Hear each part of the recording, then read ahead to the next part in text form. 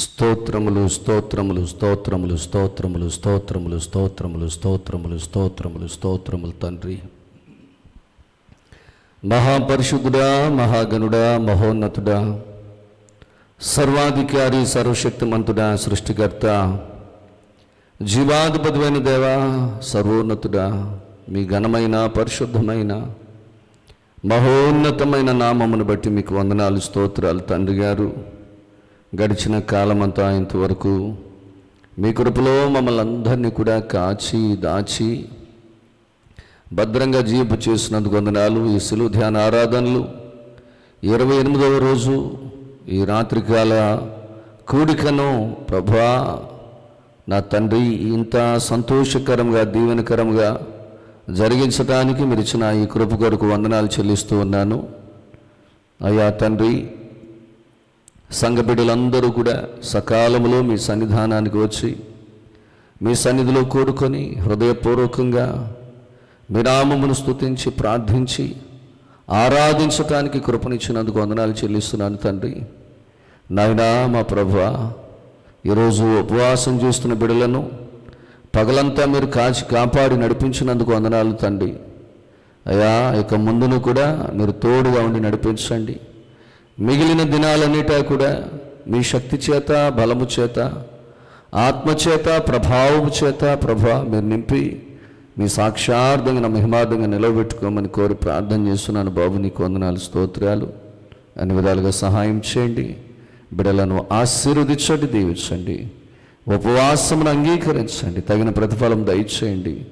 మా ప్రభా, మా అనుదిన జీవితాలు మరి బాగుపడినట్లుగా, అయా మేలు పొందుకున్నట్లుగా, దీవించబడినట్లుగా, శోధన శ్రమలన్నిటిలో నుంచి విడిపించబడినట్లుగా మీ కార్యము జరిగించండి నాన్న. మీకు వందనాలు అయా. మీ కృపా కనికరముల చేత, దీవెన ఆశీర్వాదాల చేత ప్రతి ఒక్కరిని నింపి నడిపించి మీ సన్నిధి యందు మీ సాక్షార్థంగా నిలబెట్టుకోండి బాబు. మీకు వందనాలు పరిశుద్ధాత్ముడా. మీకే కృతజ్ఞతాస్తుతులు చెల్లిస్తున్నాను తండ్రి. ఈ సమయంలో లేఖన భాగంలోనికి వెళుతూ ఉండగా విని గ్రహించి అర్థం చేసుకునే మనస్సును అందరికీ దయచేయండి. ఆత్మీయ ఉజ్జీవమును ప్రతి ఒక్కరిలో రగిలింపచేయమని కోరి ప్రార్థన చేస్తున్నాను తండ్రి. మీకు వందనాలు పరిశుద్ధాత్మదేవా. మీకే కృతజ్ఞతాస్తుతులు చెల్లిస్తున్నాను తండ్రి. సహాయం చేయండి, మేలు చేయండి నాన్న, దీవెన దయచేయండి నాన్న. మీకు స్తోత్రాలు ప్రభువా. నాయనా, ఇప్పుడు మీరు మాట్లాడుతూ ఉండగా నాయనా మీ మెల్లనైన స్వరాన్ని మా అందరి మనసుల్లో ముద్రించబడినట్టుగా అయా మీ దివ్యమైన సందేశమును మాకు అందించండి. ఈ సందేశము మా ఆత్మలను బలపరచున్నట్లుగా, ఆత్మలో మేము స్థిరపరచబడినట్లుగా, ఆత్మలో మేము వర్ధిల్లున్నట్లుగా చేయమని కోరి ప్రార్థన చేస్తున్నాను తండ్రి. అన్ని విధాలుగా సహాయం చేయండి నాయనా.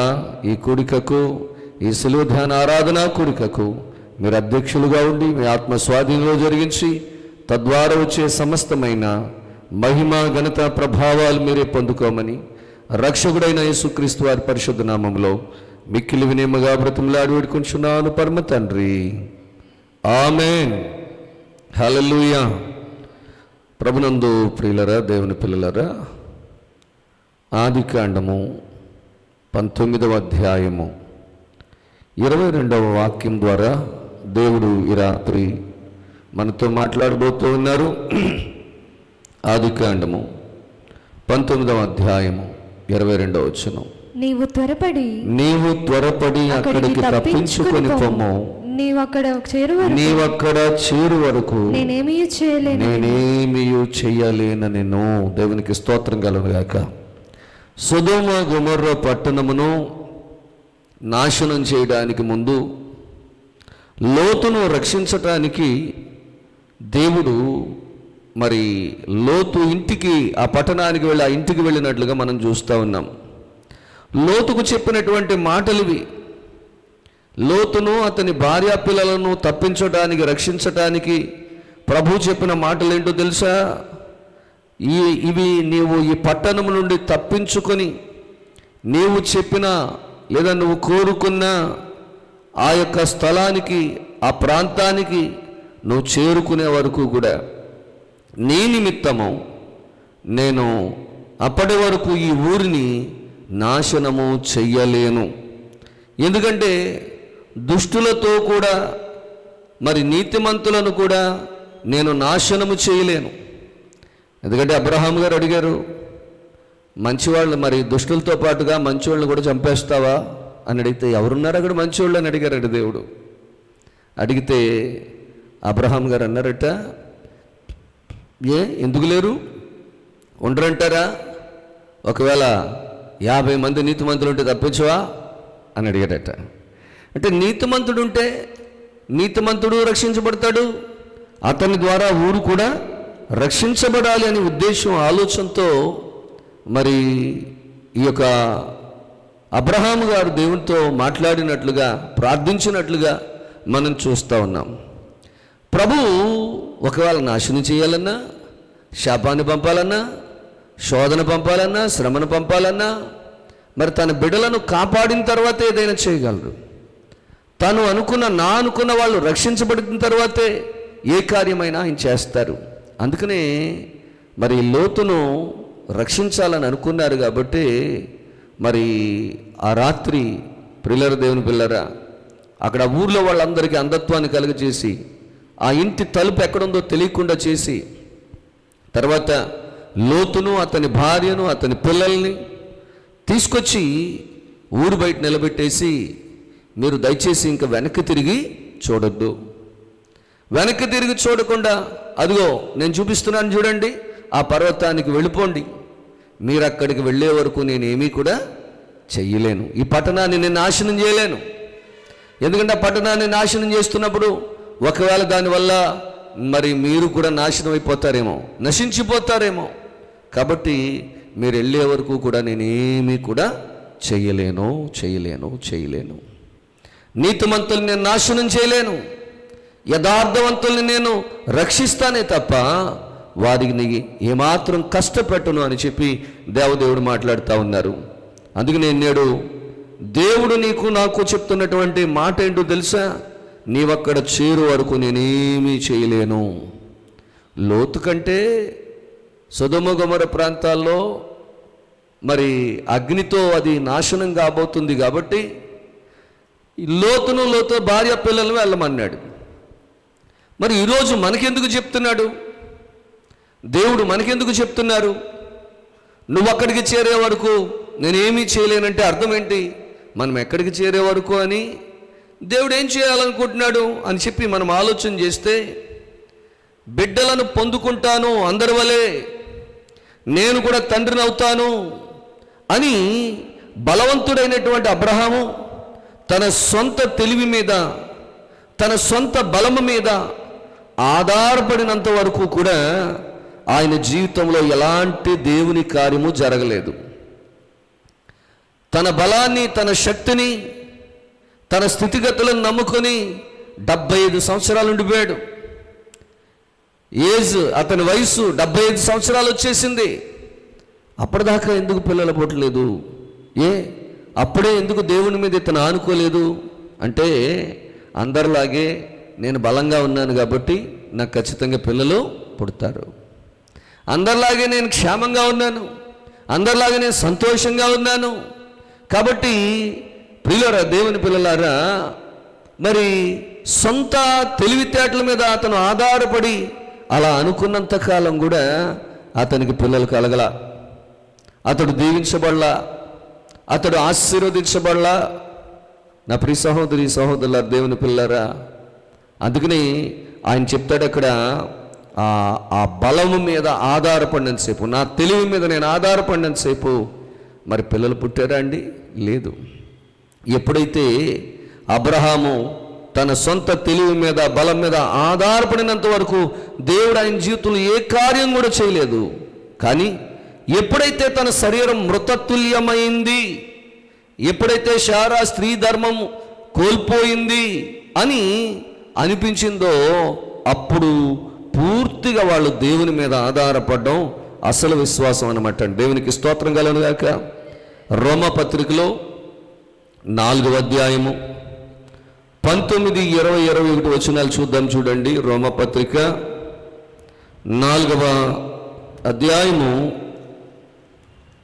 19, 20, 21 వచనాలు చదువుకుందాం. మరియు అతడు విశ్వాసమందు బలహీనుడు కాక మరియు అతడు విశ్వాసమందు బలహీనుడు కాక రమారమి 100 ఏండ్ల వయస్సు గలవాడై, రమారమి అంటే ఇంచుమించుగా 100 ఏండ్ల వయసు గలవాడై, అప్పటికి తన శరీరము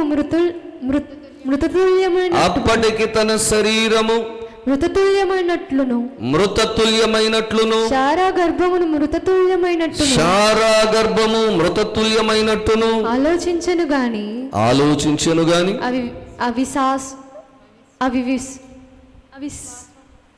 ఆ విశ్వాసము వలన దేవుని వాగ్దానము గురించి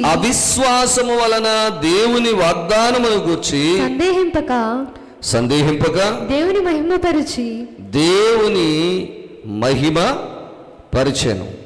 ఆయన వాగ్దానము చేసిన దానిని నెరవేర్చుటకు సమర్థుడని, ఆయన వాగ్దానము చేసిన దానిని మరి జరిగించడానికి ఆయన సమర్థుడని రూఢిగా విశ్వసించి విశ్వాసము వలన బలము నొందెను. దేవునికి స్తోత్రం కలుగును గాక. చెప్దాం, స్తోత్రం చేద్దాము. హల్లెలూయా. నా ప్రియమైన సహోదరి సహోదరులారా, దేవుని పిల్లలారా, దయచేసి మనం గమనించాలి. మరియు అతడు విశ్వాసమునందు బలహీనుడు కాక, రమారమి అంటే ఇంచుమించుగా 100 ఏండ్ల వయసు గలవాడై ఉండి, అప్పటికి తన శరీరము మృతతుల్యమైనట్టును శారా గర్భమును మృతతుల్యమైనట్టును ఆలోచించెను గాని అవిశ్వాసము వలన దేవుని వాగ్దానమును గూర్చి సందేహింపక దేవుని మహిమపరిచి. ఏమండి, దేవుని ఏం చేశాడట? ఆ వాగ్దానాన్ని గురించి సందేహింపక అంటే అనుమానించక దేవుని మహిమపరిచాడు. కాబట్టి ఆయన వాగ్దానము చేసిన దానిని నెరవేర్చుటకు సమర్థుడని రూఢిగా విశ్వసించి విశ్వాసం వలన బలం పొందుకున్నాడు. దేవునికి స్తోత్రం కలుగును గాక. ఎన్నేళ్ల వయసులో? 100 ఏళ్ల వయసులో. రమారమి ఇంచుమించుగా 100 ఏళ్ల వయసులో. నిజానికైతే తన శరీరం మృతతుల్యమైందని ఆయనకి తెలుసు, శారా గర్భం మృతతుల్యమైందని ఆమెను గురించి తెలుసు. అయినా దేవుడు చెప్పిన మాట మీద నమ్మకంతో, విశ్వాసముతో నమ్మకముతో అతను ఏం చేశాడంటే దేవుణ్ణి మహిమపరిచాడు.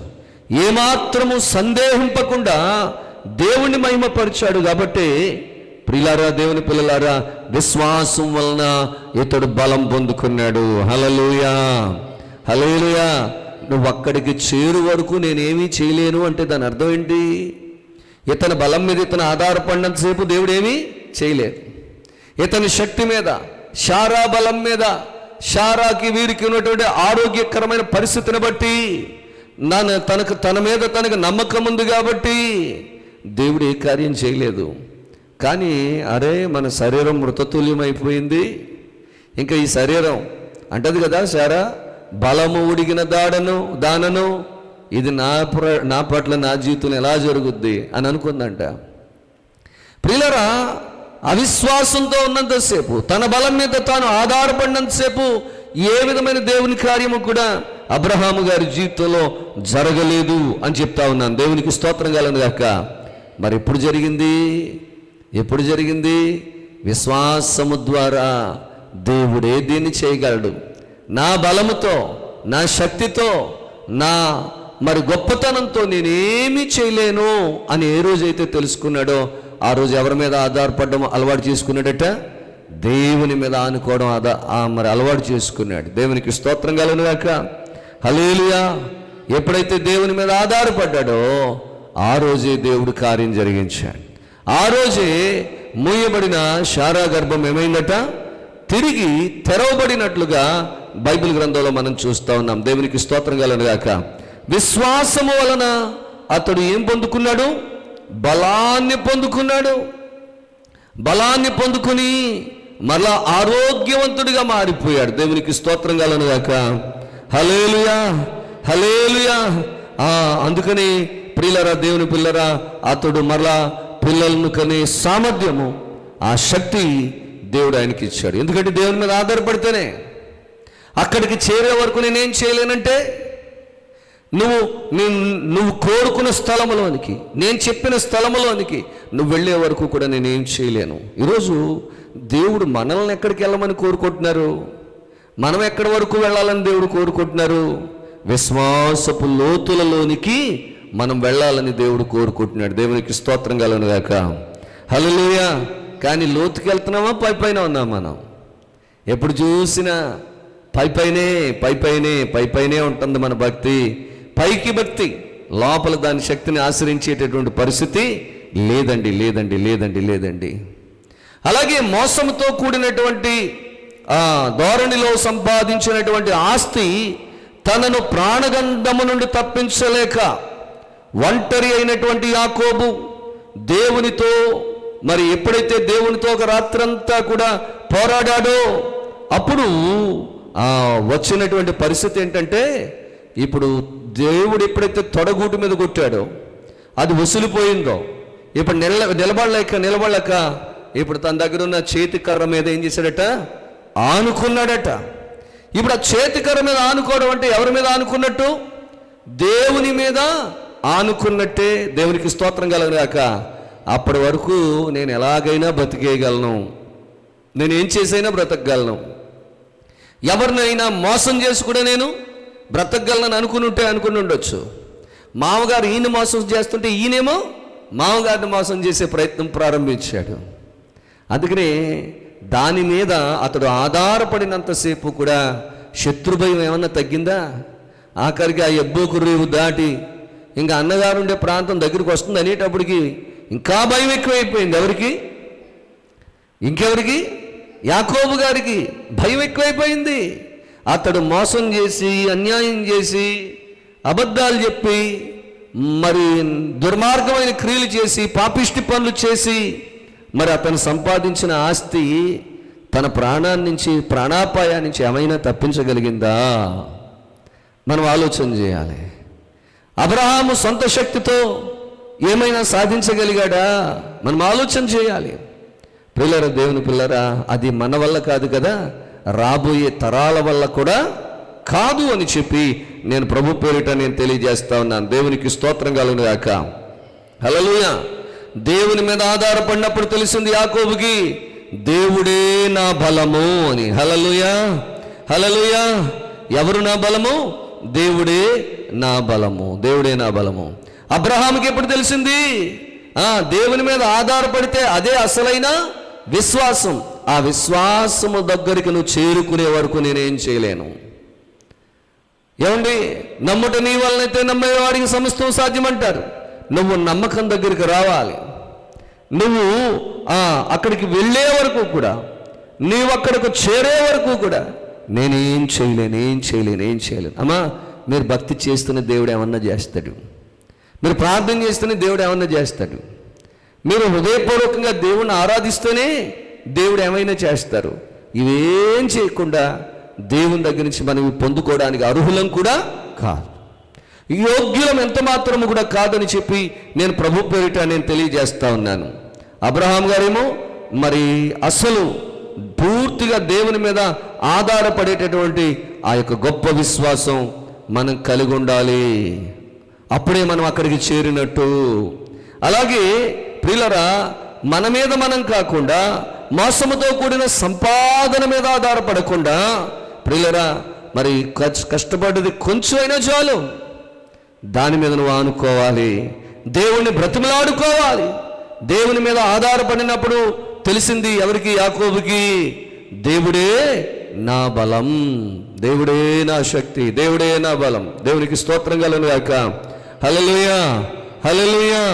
యేసే నా పరిహారి, ప్రియ యేసే నా పరిహారి, నా జీవిత కాలమెల్లా ప్రియ ప్రభువే నా పరిహారి, నా జీవిత కాలమెల్లా ప్రియ ప్రభువే నా పరిహారి, యేసే నా పరిహారి, ప్రియ యేసే నా పరిహారి, నా జీవిత కాలమెల్లా ప్రియ ప్రభువే నా పరిహారి. నా జీవిత కాలమెల్లా ప్రియ ప్రభువే నా పరిహారి. యేసే నా పరిహారి, ప్రియ యేసే నా పరిహారి. జీవిత కాలమెల్లా ప్రియ ప్రభువే నా పరిహారి. నా జీవిత కాలమెల్లా ప్రియ ప్రభువే నా పరిహారి. ఎన్ని కష్టాలు కలిగినను, నన్ను కృంగించే బాధలెన్నో. ఎన్ని కష్టాలు కలిగినను, నన్ను కృంగించే బాధలెన్నో. ఎన్ని నష్టాలు శోభిల్లినా ప్రియ ప్రభువే నా పరిహారి. ఎన్ని నష్టాలు శోభిల్లినా ప్రియ ప్రభువే నా పరిహారి. యేసే నా పరిహారి, ప్రియ యేసే నా పరిహారి. నా జీవిత కాలమెల్లా ప్రియ ప్రభువే నా పరిహారి. నా జీవిత కాలమెల్లా ప్రియ ప్రభువే నా పరిహారి. దేవా నీవే నా ఆధారం, నీ ప్రేమకు సాటెవ్వరు. దేవా నీవే నా ఆధారం, నీ ప్రేమకు సాటెవ్వరు. నా జీవిత కాలమంతా నిన్ను పాడి స్తుతించెదను. నా జీవిత కాలమెల్లా నిన్ను పాడి స్తుతించెదను. యేసే నా పరిహారి, ప్రియ యేసే నా పరిహారి. నా జీవిత కాలమెల్లా ప్రియ ప్రభువే నా పరిహారి. నా జీవిత కాలమెల్లా ప్రియ ప్రభువే నా పరిహారి. ప్రియ ప్రభువే నా పరిహారి, ప్రియ ప్రభువే నా పరిహారి. హల్లెలూయా, హల్లెలూయా. ఎవరండి? అబ్రహాము గారికి అర్థమైంది, తన బలం మీద తాను ఆధారపడినప్పుడు మరి ఏ కార్యం జరగలేదు. ఆయన అక్కడికి చేరే వరకు, ఎక్కడికి చేరే వరకు? దేవుడు కోరుకున్న ఆ విశ్వాసపు లోతుల్లోనికి చేరుకునే వరకు కూడా దేవుడు ఏమీ చేయలేదు. ఏ రోజైతే తన బలం మీద శక్తి మీద కాకుండా అది మృతతుల్యమైపోయింది, ఇంక ఈ శరీరం పనికిరాదు, నా భార్య శరీరం కూడా పనికిరాదు పిల్లల్ని కనడానికి, మరి ఇది చేస్తానన్నది దేవుడే కాబట్టి మనం ఆధారపడవలసింది కూడా ఎవరి మీద? మన బలం మీద కాదు, మన శక్తి మీద కాదు, దేవుని మీద ఆధారపడాలని ఎప్పుడైతే అనుకున్నాడో, దేవుని బలాన్ని ఎప్పుడైతే తెలుసుకున్నాడో, అప్పుడే ఆయన జీవితంలో కార్యం జరిగింది. దేవునికి స్తోత్రం కలుగును గాక. చెప్పండి, స్తోత్రం చెప్పండి. మోసంతో కూడినటువంటి సంపాదన కలిగినటువంటి ఆ ఆస్తి తన ప్రాణాన్ని తప్పించలేదు.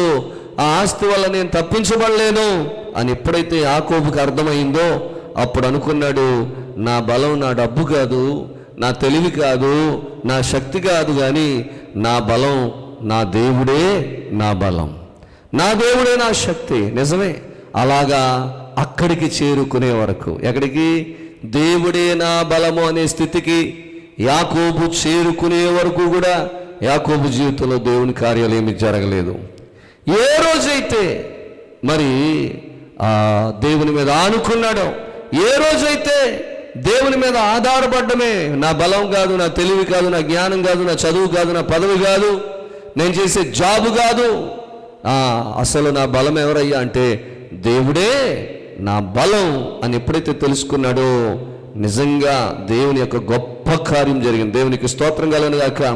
చెప్పండి, స్తోత్రం చెప్పండి, హల్లెలూయా. కాబట్టి నా ప్రియమైన వారులారా, దేవుని పిల్లలారా, అక్కడ వ్రాయబడి అనమాట హెబ్రీలకు రాసిన పత్రికలో 11వ అధ్యాయం 21వ వచనంలో చెప్తా ఉన్నారు. హెబ్రీలకు రాసిన పత్రిక 11వ అధ్యాయము మరి 21వ వచనం చదువుకుందాం. విశ్వాసమును బట్టి యాకోబు అవసాన కాలమందు యోసేపు కుమారులలో ఒక్కొక్కనిని ఆశీర్వదించి తన చేతికర్ర మొదలు మీద ఆనుకొని దేవునికి నమస్కారం చేశాను. దేవునికి స్తోత్రం కలుగును గాక. దేని మీద ఆనుకున్నాడు? చేతికర్ర మొదల మీద ఆనుకున్నాడంట. ఆధారపడినప్పుడు ఏం తెలిసింది? దేవుడికి నమస్కారం చేశాడంటే దేవుడే నా బలం. చెప్పండి అందరూ కూడా, ఎవరు నా బలం? ఆ తొడగుడు వసులిపోయింది. ఇంక అప్పటి నుంచి దేని మీద ఆధారపడడం నేర్చుకున్నాడు? చేతి కర్ర మీద ఆధారపడడం నేర్చుకున్నాడు. ఆ కర్ర ఎవరికి సాదృశ్యంగా ఉంది? దేవునికి సాదృశ్యంగా ఉంది. దేవునికి స్తోత్రం కలుగును గాక. హల్లెలూయా. అక్కడికి చేరుకునే వరకు, యాకోబు ఎక్కడికి చేరుకునే వరకు? లోతైతే ఆ కొండకు పారిపోయేంత వరకు, లోతైతే ఆయన చెప్పిన ఊరు వెళ్ళేంత వరకు కూడా నేనేమీ చేయలేనన్నాడు. అక్కడ చెయ్యాలనుకునేది నాశనం, కానీ ఇక్కడ మన బ్రతుకుల్లో చేయాలనుకునేది నాశనం కాదు, ఆశీర్వాదం ఇవ్వాలనుకుంటున్నాడు ఆయన, దీవెనలు ఇవ్వాలనుకుంటున్నాడు ఆయన, నీకు క్షేమాన్ని ఇవ్వాలనుకుంటున్నాడు ఆయన. అందుకని ఇవన్నీ నీకు రావాలంటే, ఇవన్నీ నువ్వు పొందుకోవాలి అంటే నువ్వు అక్కడికి చేరాలి. ఎక్కడికి చేరాలి? కొండ మీదకా? చెట్టు మీదకా? ఎక్కడికి చేరాలి? దేవుడు కోరుకునే ఆ స్థితికి, దేవుడే నా బలము అనే ఆ స్థితికి నువ్వు వెళ్ళినప్పుడు, అక్కడికి నువ్వు వెళ్ళినప్పుడు దేవుని జీవితంలో బోల్డ్ అని కార్యాలు చేయగలడు. దేవునికి స్తోత్రం కలుగును గాక. హల్లెలూయా. కాబట్టి ప్రియులారా, దేవుని పిల్లలారా, ఈరోజు మనం ఎక్కడున్నాం? అక్కడున్నామా? దేవుడు కోరుకున్న స్థలంలో ఉన్నామా? తప్పించబడతాం. లేదు, అక్కడికి మనం వెళ్ళలేదనుకో, మీ పట్ల నేను ఏ కార్యం చేయలేను అని తొందరపెట్టి ఆయన రెక్కలు పుచ్చుకొని మరి లోతును, అతని భార్యను, పిల్లలను తీసుకొచ్చి ఊరి బయట నిలబెట్టేశాడు. దేవునికి స్తోత్రం కలుగును గాక. హల్లెలూయా, హల్లెలూయా, హల్లెలూయా. హిజ్కియాకు కూడా మరి ఒకసారి తెలిసిందంట ఈ సంగతి. ఏంటంటే యాకోబు మరి యెషయా గ్రంథం 37వ అధ్యాయము మరి 1వ వచనం చూద్దాం. చూడండి, యెషయా గ్రంథము 37వ అధ్యాయము 1వ వచనం. హిజ్కియా విని తన బట్టలు చింపుకొని గోనెపట్టు కట్టుకొని యెహోవా మందిరమునకు పోయి గృహ నిర్వాహకుడగు ఎలియాకీమును శాస్త్రియగు షబ్నాను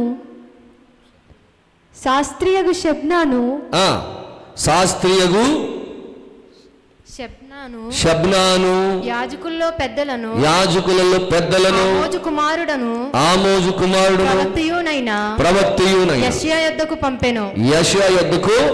36వ వచనం చదవండి. 36వ వచనం. అంతటా యెహోవా దూత బయలుదేరి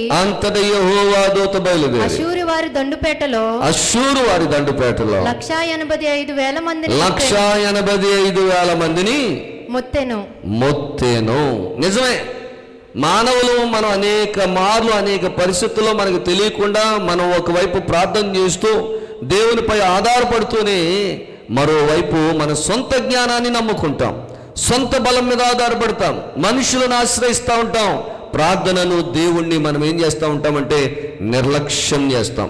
ఇక్కడ మనం చూసినప్పుడు 37వ అధ్యాయం 1వ వచనంలో చూస్తే ఎక్కడికి పంపించాడంట? పెద్దల దగ్గరికి పంపించాడట. ఏం చేస్తే బాగుంటుంది అని, ఏం చేస్తే బాగుంటుందని ఎక్కడికి పంపించాడు? ఒకసారి మరలా చదువుదాం. యెషయా గ్రంథంలో 37వ అధ్యాయంలో మొదటి వచనం చూద్దాం. చూడండి, యెషయా గ్రంథము. హిజ్కియా విని ఏం విన్నాడు చెప్పాలి. ఏం విన్నాడు? ఆ పై వచనం చదవమ్మా. గృహ నిర్వాహకుడగు హిల్కియా కుమారుడైన ఎల్యాకీమును శాస్త్రియగు షెబ్నాయిను రాజ్యపు దస్తవేర్జుల మీదనున్న ఆషాపు కుమారుడగు యోవాహును బట్టలు చింపుకుని హిజ్కియా యొద్దకు వచ్చి రబ్షాకే పలికిన మాటలని తెలియజెప్పురి.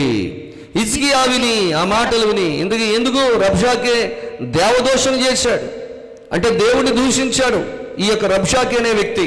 18వ వచనంలో చూస్తే, ఆయా జనముల దేవతలలో ఏదైనాను తన దేశమును అష్షూరు రాజు చేతిలో నుండి విడిపించనా, హామాతు దేవతలేమాయను, అర్పాదు దేవతలేమాయను, సెఫర్వాయిము దేవతలేమాయను, షోమ్రోను దేశపు దేవత నా చేతి నుండి షోమ్రోనును విడిపించనా, యెహోవా నా చేతిలో నుండి యెరూషలేమును విడిపించు ననుటకు ఈ దేశముల దేవతలలో ఏదైనా తన దేశమును నా చేతిలో నుండి విడిపించగలదా అని చెప్పాను. దేవునికి స్తోత్రం కలుగును గాక. ఆయన ప్రగల్భాలు పలుకుతున్నాడు. రబ్షాకే మాట్లాడిన మాటలను వీళ్ళు తీసుకొచ్చి ఆ మాటలన్నీ ఎవరికి చెప్పారంట? హిజ్కియాకి చెప్పారట. హిజ్కియా విని ఏం చేశాడు? ఏం చేయాలో అర్థం కాక దిక్కుతోచని స్థితిలో అతను తన బట్టలు చింపుకొని గోనెపట్టు కట్టుకుని యెహోవా మందిరమునకు పోయి గృహ నిర్వాహకుడు ఎల్యాకీమును శాస్త్రియగు షెబ్నాను యాజకులలో పెద్దలను ఆమోజు కుమారుడు ప్రవక్త అయిన యెషయా యొద్దకు పంపెను. వీరు గోనెపట్ట కట్టుకుని వారు అతని యొద్దకు వచ్చి అతనితో ఇట్లనిది, హిజ్కియా సెలవిచ్చినదేమనగా, ఈ దినము శ్రమయు శిక్షయు దోషణయు గల దినము. పిల్లలు పుట్టవచ్చిరు గాని కనుటకు శక్తి చాలదు. జీవము గల దేవుని దూషించుటకై అష్షూరు రాజైన తన యజమానుని చేత పంపబడిన రబ్షాకే పలికిన మాటలు నీ దేవుడైన యెహోవా ఒకవేళ ఆలకించి నీ దేవుడైన యెహోవాకు వినబడి ఉన్న మాటలను బట్టి ఆయన అష్షూరు రాజును గద్దించునేమో. కాబట్టి నిలిచిన శేషము కొరకు నీవు హెచ్చుగా ప్రార్థన చేయము. రాజైన హిజ్కియా సేవకులు యెషయా యొద్దకు రాగా. దేవునికి స్తోత్రం కలుగును గాక. చెప్పండి, స్తోత్రం చెప్పండి. ఆ రబ్షాకే మాట్లాడిన మాటలను బట్టి వీళ్ళందరికీ వేదన వచ్చేసింది, కోపం వచ్చేసింది, బాధ వచ్చేసింది. ఆ బాధ వచ్చినప్పుడు వాడు మాట్లాడిన మాటలను బట్టి వీళ్ళందరూ వేదన చెందారు. హిజ్కియా అయితే మరి యెషయా యొద్దకు వర్తమానం పంపించాడు. మరో ప్రక్క మరి రాజైన హిజ్కియా సేవకులు మరి అక్కడికి వెళ్ళినట్లుగా మనం చూస్తూ ఉన్నాం. హిజ్కియా అని ఏమంటారంటే, నువ్వు ప్రార్థన చేయి. మన సొంత తెలివి, మన సొంత బలం వల్ల మనం దీన్ని ఏమీ జయించలేము, కానీ ప్రార్థన చేస్తే మనం జయించగలం అంటే హిజ్కియాకి అప్పుడే అర్థమైంది. ఏంటి చెప్పండి? ప్రార్థనలో ఉన్న బలమేంటో. మన దగ్గర ఉన్న బలం కాదు, ప్రార్థనలో కూడా బలం ఉంది. నిజమే, ఈరోజు ఈ రాత్రి ప్రార్థనలో బలం ఉంది అని తెలుసుకునేంత వరకు, ఆ తెలుసుకునే స్థితికి మనం ఎదిగే వరకు, అక్కడికి వెళ్ళే వరకు దేవుడు మన పట్ల ఏ కార్యమో చెయ్యరు. దేవునికి స్తోత్రం కలుగును గాక. చెప్పండి. ఒకటేమో విశ్వాసము మీద ఆధారపడిన అబ్రహామును గురించి చెప్పారు. అక్కడికి వెళ్ళే వరకు, విశ్వాసము వరకు మనం వెళ్ళే వరకు మన పట్ల దేవుడు ఈ కార్యం చేయలేడు. అలాగే దేవుడే నా బలమని మనం తెలుసుకునేంత వరకు, అక్కడికి వెళ్ళే వరకు కూడా దేవుడు మన జీవితంలో ఏమీ చేయలేడు. ఇక హిజ్కియా చెప్పినట్లుగా ప్రార్థనే బలం. ప్రార్థనలోనే బలం ఉంది.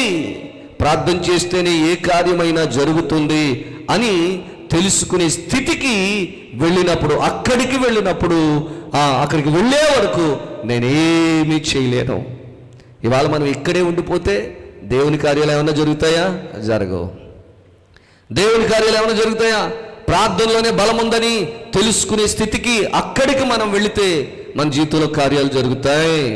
దేవుడే మన బలమని తెలుసుకునే స్థితికి మనం ఎదిగినప్పుడు అప్పుడు మన జీవితంలో దేవుని కార్యాలు జరుగుతాయి. ప్రియులరా,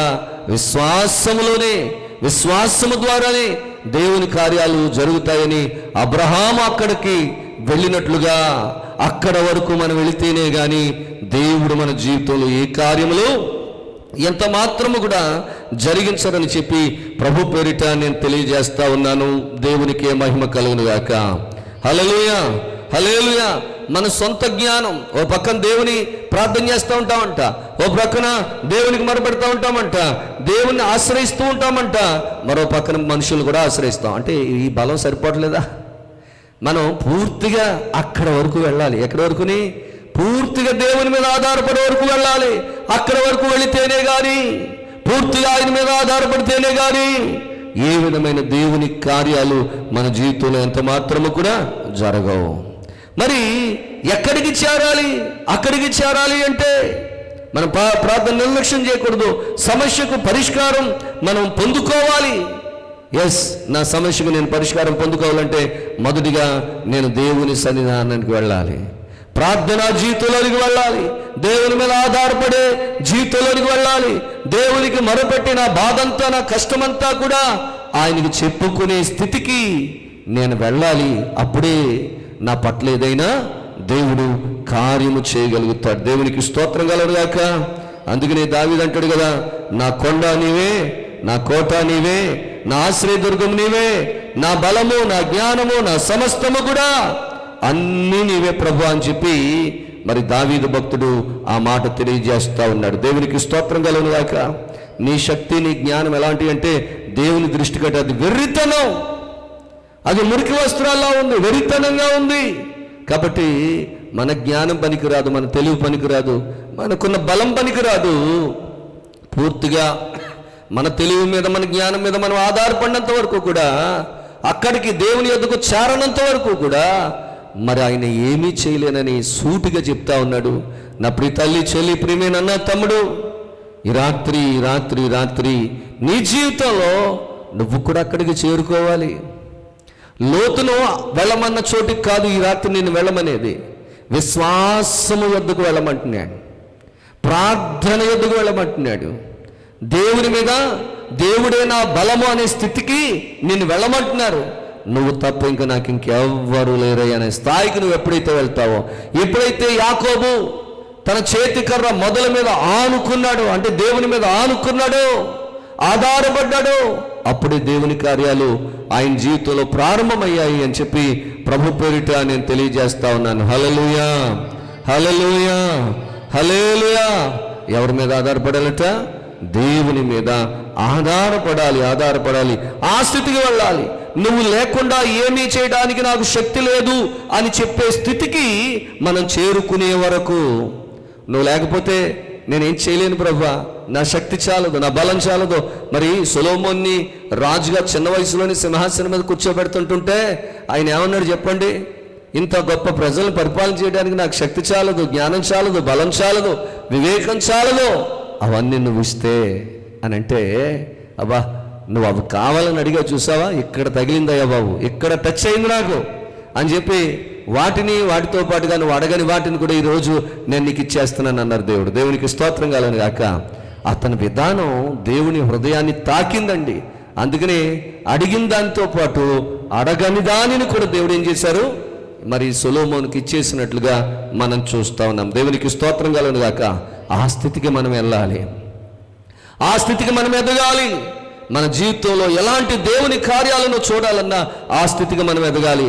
కాబట్టి ఇప్పుడైనా సరే మన అజ్ఞానాన్ని తొలగించుకుని మనం ఎక్కడికి చేరాలి? ప్రభువు పాదాల చెంతకు మనం చేరాలి అని చెప్పి దేవుని యొక్క వాక్యం సెలవిస్తూ ఉంది. హల్లెలూయా, హల్లెలూయా. నీవక్కడ చేరు వరకు నేనేమీ చేయలేను. ప్రభు మరల చెప్తా ఉన్నారు. సొదొమ గొమొర్రా పట్టణాన్ని నాశనం చేయడానికి ముందు లోతును రక్షించడానికి దేవుడు లోతుకు చెప్పిన మాటలు ఇవి. నువ్వు అక్కడికి వెళ్ళే వరకు నేనేం చేయలేను నాన్న. నువ్వెంత తొందరగా వెళ్తే అంత తొందరగా నా పని పూర్తి చేసుకుని నేను వెళ్ళిపోతాను. దేవునికి స్తోత్రం కలుగును గాక. హల్లెలూయా. మరి అక్కడికి మనం చేరుకుంటున్నామా? దేవుని పాదాల చెంతకు మనం చేరుకుంటున్నామా? ఏమంటే దేవుని మీద ఆధారపడడానికి చేరుకుంటున్నామా? విశ్వాసంలో చేరుకుంటున్నామా? ప్రార్థనలోకి చేరుకుంటున్నామా? దేవుడే నా బలం అనే స్థాయికి, స్థితిలోనికి మనం అక్కడికి వెళ్ళగలుగుతున్నామా? దయచేసి గమనించాలని చెప్పి ప్రభు పేరిట నేను తెలియజేస్తున్నాను. దేవునికే మహిమ కలుగును గాక. హల్లెలూయా. కాబట్టి ఇప్పుడైనా మన అజ్ఞానాన్ని తొలగించుకుని ప్రభు పాదాల దగ్గరికి చేరితే ఆగిపోయిన ప్రతి కార్యాన్ని తిరిగి మరలా దేవుని దగ్గర నుంచి మనం పొందుకోగలుగుతామని చెప్పి ప్రభు పేరు తెలియజేస్తా ఉన్నాను. ఆగిపోయిన ప్రతి కార్యం, ఒకటి కాదు, రెండు కాదు, నీ జీవితంలో ఎన్ని కార్యాలు జరగకుండా ఆగిపోయాయో అవన్నీ మరి బిగినింగ్ నుంచి ఎండింగ్ వరకు, అప్పటి నుంచి ఇప్పటి వరకు ప్రతి కార్యాన్ని కూడా కార్యం వెంబడి కార్యం, కార్యం వెంబడి కార్యం, అద్భుతం వెంబడి అద్భుతం, ఆశీర్వాదం వెనకాల ఆశీర్వాదం దేవుడిస్తూనే ఉంటాడు. ఎప్పుడు తెలుసా? నువ్వు అక్కడికి చేరుకున్నప్పుడు, ఆ స్థితికి నువ్వు చేరుకున్నప్పుడు, ఆ స్థాయికి నువ్వు ఎదిగినప్పుడు, విశ్వాసంలో నువ్వు ఎదిగినప్పుడు, ప్రార్థనలో నువ్వు ఎదిగినప్పుడు, భయభక్తులు కలిగిన జీవితంలో నువ్వు వెదిగితే ఆయన ఒక కొలత పెట్టాడు. అక్కడ వరకు నువ్వు వెళ్ళగలిగితే, ఆ కొలతను నువ్వు చేరుకోగలిగితే అప్పుడు నీ కోసం దేవుడు ఏ కార్యమైనా చేస్తాడట. దేవునికి స్తోత్రం కలుగును గాక. హల్లెలూయా. ఏమైనా చేయగలవు, కథ మొత్తం మార్చగలవు, నీ నామముకే మహిమంతా తెచ్చుకుందువు. ఏమైనా చేయగలవు, కథ మొత్తం మార్చగలవు, నీ నామముకే మహిమంతా తెచ్చుకుందువు. యేసయ్యా యేసయ్యా, నీకే సాధ్యము. యేసయ్యా యేసయ్యా, నీకే సాధ్యము. స్థిరపరచువాడవు, బలపరచువాడవు, పడిపోయిన చోటే నిలబెట్టువాడవు, ఘనపరచువాడవు, హెచ్చించువాడవు, మా పక్షమున నిలచి జయమిచ్చువాడవు. ఏమైనా చేయగలవు, కథ మొత్తం మార్చగలవు, నీ నామముకే మహిమంతా తెచ్చుకుందువు. ఏమైనా చేయగలవు, కథ మొత్తం మార్చగలవు, నీ నామముకే మహిమంతా తెచ్చుకుందువు. యేసయ్యా యేసయ్యా, నీకే సాధ్యము. యేసయ్యా యేసయ్యా, నీకే సాధ్యము.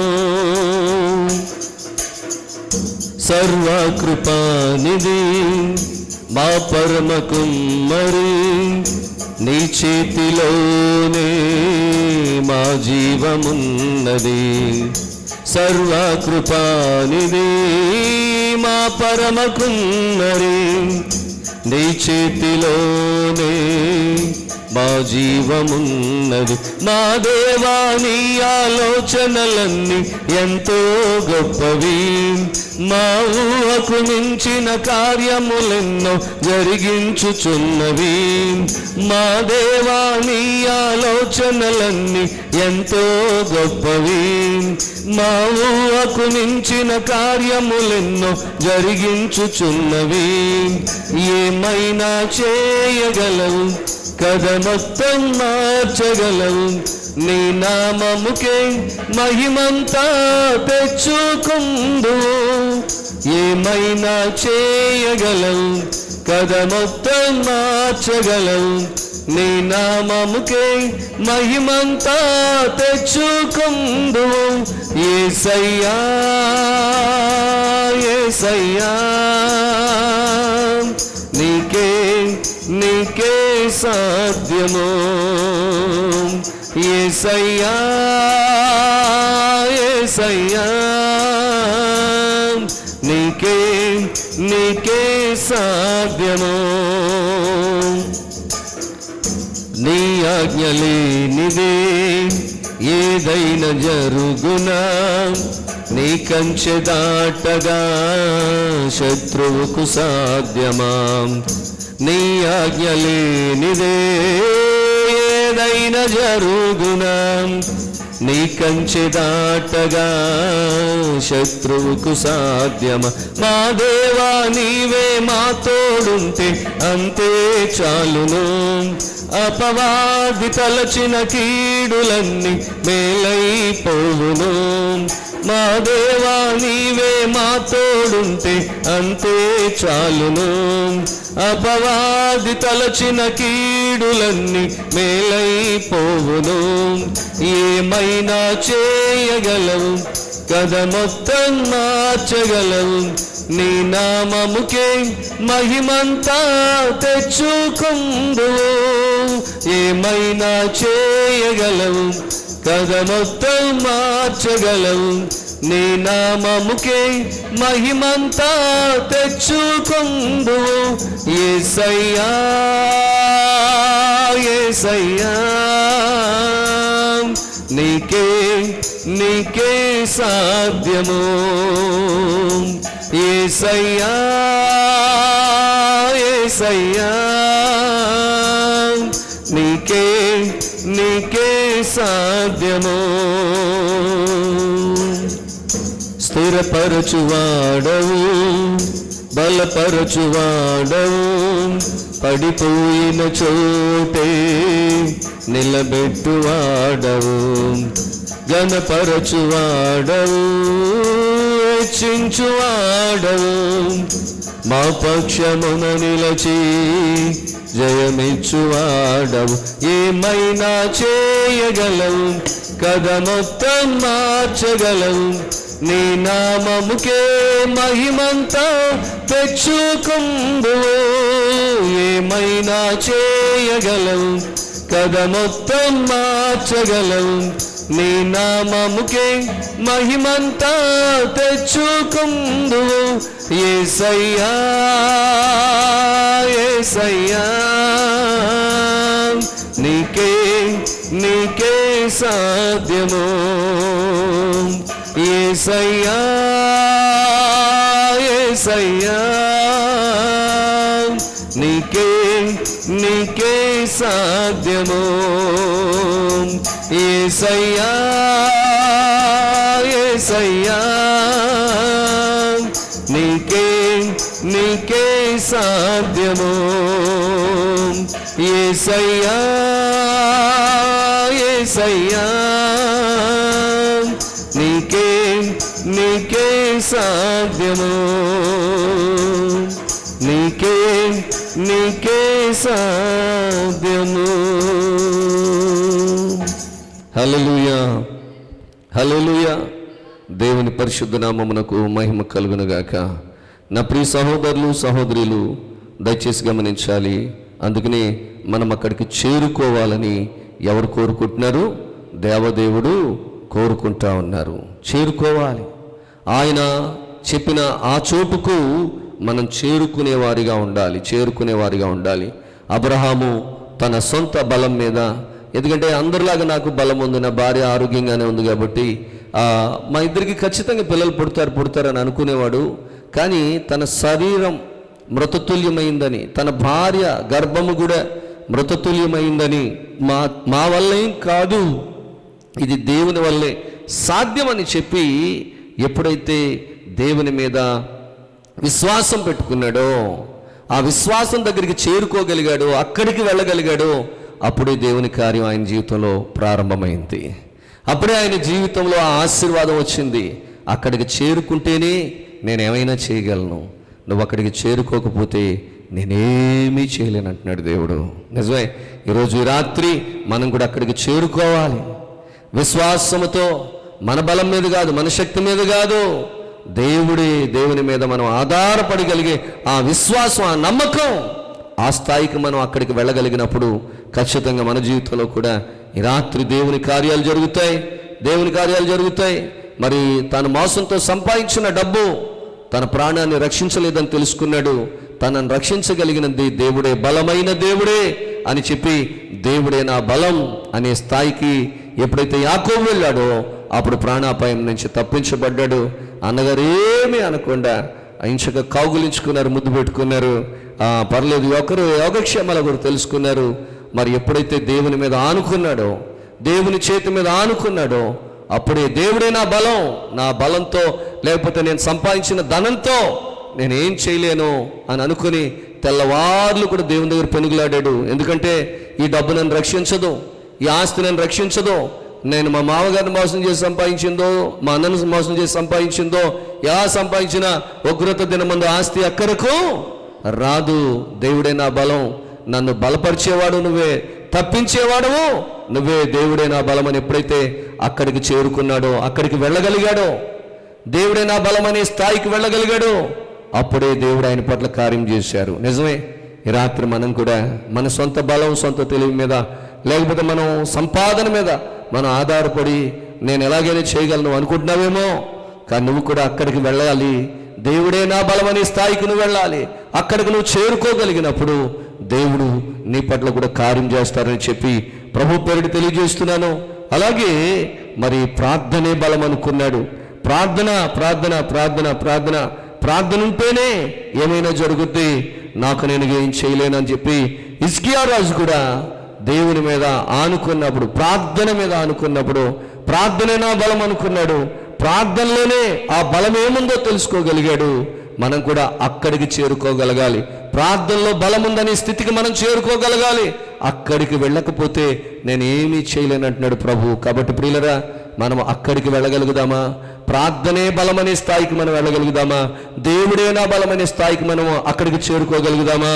అలాగే విశ్వాసము ద్వారానే ఏదైనా దేవుని మీద ఆనుకోవడం ద్వారా దేవుడు కార్యం చేస్తాడనే స్థాయికి మనం అక్కడికి చేరుకుంటే ఈ రాత్రి నీ జీవితంలో కూడా మరి జరగని కార్యం అంటూ ఏది ఉండదని, దేవుడు ఘనమైన కార్యాలు నీ బ్రతుకులో, నీ జీవితంలో జరిగిస్తారని చెప్పి ప్రభు పేరు తెలియజేస్తున్నాను. మరి ఇప్పటిదాకా నా జీవితంలో ఏ కార్యాలు జరగట్లేదు, నువ్వు వేదన పడుతూ ఉంటే, దిగులు పడుతూ ఉంటే, ఎప్పటికైనా మించిపోయింది లేదు. ఎప్పుడైనా సరే దేవుని మీద ఆనుకుందాం, దేవుని మీద ఆధారపడదాం. ఇదిగో మనం అక్కడికి చేరుకుందాం. మరి లోతు అక్కడికి చేరుకోగలిగాడా అంటే చేరుకోలేకపోయాడు. మరి చాలా సమస్యలు అనుభవించాడు, చాలా కష్టాలు పడ్డాడు. అందుకనే దేవుడు ఎంత ఎదురు చూసినా కూడా అతను ఇంకా ఇంకా ఇంకా ఇంకా తగ్గిపోతూ వచ్చాడు. కానీ దేవుడు కోరుకున్న స్థలానికి అక్కడికి చేరుకోలేకపోయాడు. మొట్టమొదట దేవుడు చెప్పిన స్థలంలోకి వెళ్ళుంటే ఈ మరి లోతు యొక్క కుటుంబం మరొక రకంగా ఉండేది. కానీ అక్కడికి చేరుకోలేదు కాబట్టి అతని కుటుంబం అంతా కూడా, భార్య పతనమైపోయింది, పిల్లలు పతనమైపోయారు, ఆఖరికి లోతు వంశమే పతనమైపోయినట్లుగా మనం చూస్తూ ఉన్నాము. భయంకరమైన పరిస్థితులకు వెళ్ళిపోయినట్టుగా మనం చూస్తూ ఉన్నాం. కాబట్టి నా ప్రియ తల్లి, చెల్లి, ప్రేమైన అన్న, తమ్ముడు, మోకరిందాం. మోకరించి హృదయపూర్వకంగా దేవుని సన్నిధానంలో ప్రార్థన చేద్దాం. దయచేసి అందరూ కూడా ప్రార్థనాపూర్వకంగా ఉండాలని, ప్రతి ఒక్కరు కూడా ప్రార్థనాపూర్వకంగా ఉండాలని చెప్పి ప్రభు పేరుడు తెలియజేస్తా ఉన్నాను. హల్లెలూయా, హల్లెలూయా, హల్లెలూయా. ప్రార్థన చేయండి అందరూ కూడా.